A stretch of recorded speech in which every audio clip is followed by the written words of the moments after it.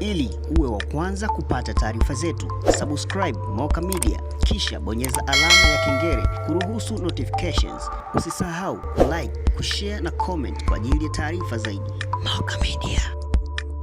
Kwa Mafinga, Mheshimiwa Waziri Mkuu, tatizo jingine, tumekuwa na umeme katika vijiji vyote, tumekuwa na umeme kwenye vitongoji vyote kasoro vitongoji 6 tu. Mheshimiwa Waziri Mkuu, katika hili tunaishukuru na kuipongeza serikali kwa sababu umeme umefika mpaka kwenye vitongoji kasoro vitongoji 6 tu ambavyo navyo viko kwenye mradi wa sasa hivi vitamaliziwa. Lakini tatizo kubwa Mheshimiwa Waziri Mkuu ni kukatika kwa umeme kwenye mji wa Mafinga.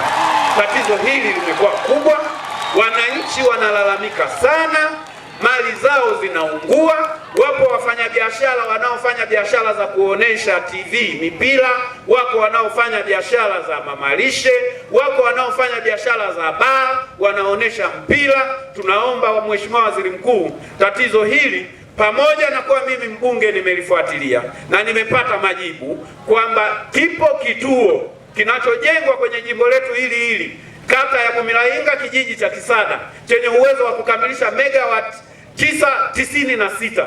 Tunaomba kukamilika kwa haraka kwa kituo hiki kwa sababu kilikuwa kimeshakamilika. Sasa hivi hapa ametoka kusema Mheshimiwa mbunge, Mheshimiwa Vila, na naye nampongeza. Ndugu zangu, mnatumia umeme kutoka kwenye kituo kinachopoza umeme kilichoko Tagamenda. Mheshimiwa Waziri Mkuu kwenye ziara yake aliwahi kutoa mfano mzuri na mimi napenda kuwazima. Unapojenga nyumba, hata haya maturubai tunayoyaona, usipoweka kama turubai ni refu, usipoweka nguzo katikati, ile turubai lazima litapinda. Hali kadhalika katika sayansi ya umeme, sehemu ambako umeme unatoka mpaka kuja kufika hapa Mafinga ni zaidi ya kilomita 100. Maana yake umeme unaposafiri umbali mrefu mpaka uje uwafikie huko Mafinga unakuwa hauna nguvu, na kwa mazingira hayo ni lazima umeme ukatike.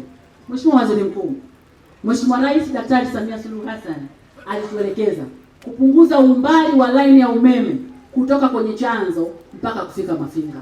Mheshimiwa mbunge wenu ni shahidi.